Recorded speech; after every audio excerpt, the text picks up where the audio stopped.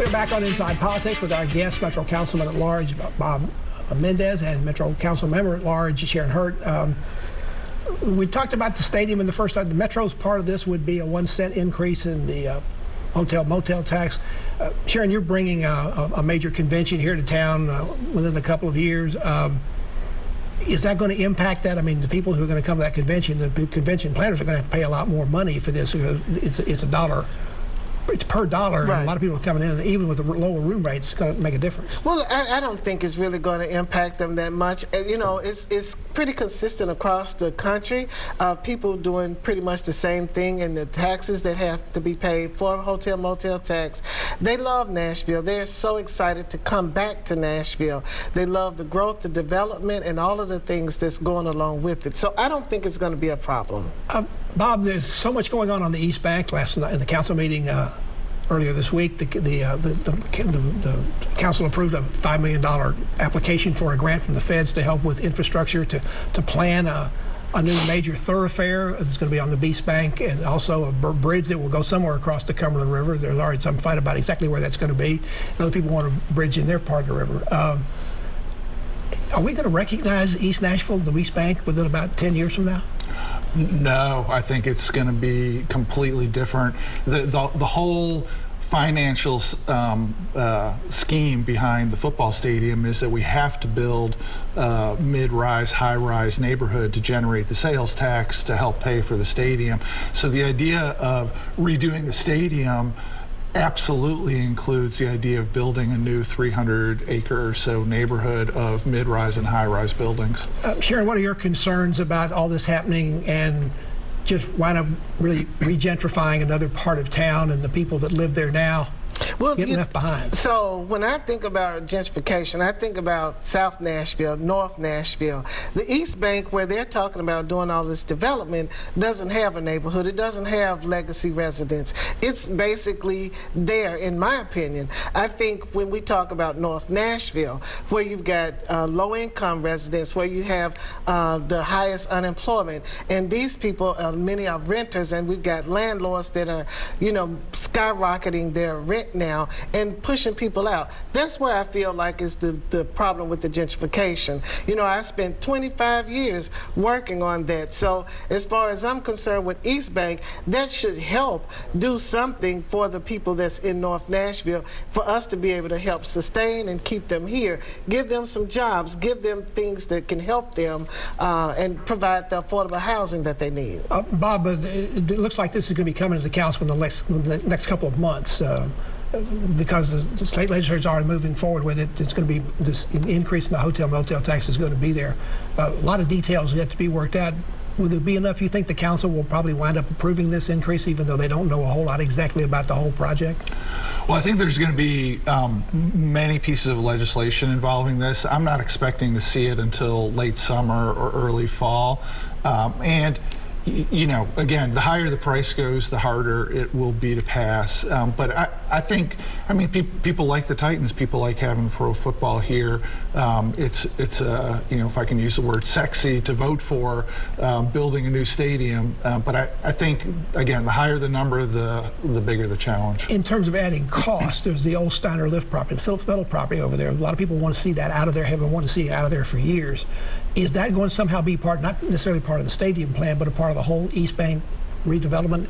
And that'll be something the city has to not only buy the property, but has to pay to relocate that business. Yeah, I mean, frankly, earlier this week, the council approved buying a $44 million mall out in Antioch with no plan whatsoever. And in a universe where we'll pay $44 million for that, I assume it's an open checkbook for the metal works. Sharon, in terms of what happened with Hickory Hollow and the council this week, with the council acquiring that and then approving several tens of millions of GO bonds to help do at least part of that.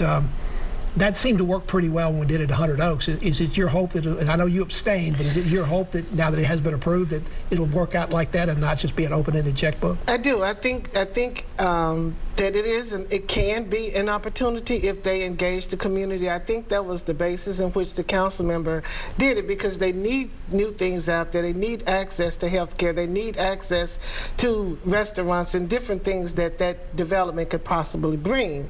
But we've got to make sure that we include the community. We make sure that they have the things that they want and that they need, and not just for those who already have, that they continue to get. Bob, late last year, the city had to suspend picking up recycling because they didn't have enough equipment to do that. They had a contractor who was picking up trash that couldn't do it because they were in bankruptcy. We've solved that through some emergency contracts. That's a pretty expensive fix. Is it fixed for right now? And what's going to be the long-term solution? Well, I think it's fixed for right now. The long-term solution is going to be that it's going to cost more money to haul our garbage, and we're going to have to migrate toward more recycling and less garbage over time.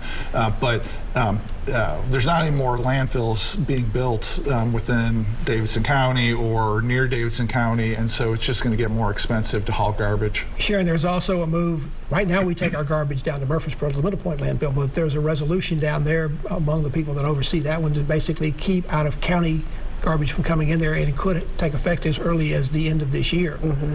Have you been talking to all of the mayor's office about a backup plan? I mean, we can't lose our garbage place to go take it by the end of the year and have something else to take it, right? Well, I have talked about that and wondering what it is that we're going to do, because it's at a place.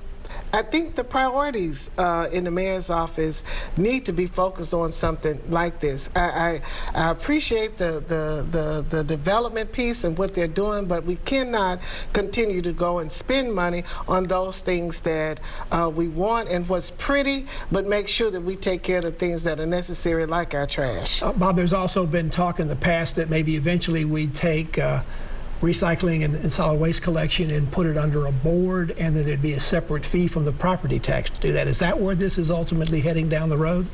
I think it should, but this is one of those things that every mayor wants the next mayor to deal with that. Yes. So it has a way of lingering. We have the budget coming up. It appears there won't be a tax increase asked for this year, property tax increase, but there is a question about what we're going to do with schools, Sharon. Last year, the mayor funded an aspirational budget, which gave teachers a very large raise, but the staff members got left out of part of that.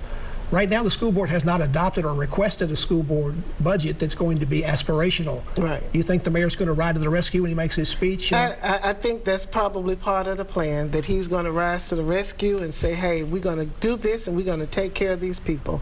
And which I'm happy we need to do it, but it's something that should have already been done, and continue to make sure we take care of those individuals. So, Bob, if the mayor doesn't do that, will there be a move in the council to add the additional money to take care of those staff people to make sure they get the same kind of raises that the teachers got last year? I'm sure the two previous budgets for this council term, the biggest change that came from the floor was to put more money toward MNPS. I'd expect that the same mood will apply this year. I might add, and you can explain this, while the council will appropriate more money for that specific purpose, the school board doesn't have to necessarily spend it for that. The school board can spend the money, whatever money the council gives them. They can spend it as they see fit, not the way the council says you have to do it this way. Right. In a 15-page single-space budget, schools is one line item. We just give them, by law, one set amount, so they can spend any increase that we give them any way they want. But usually there's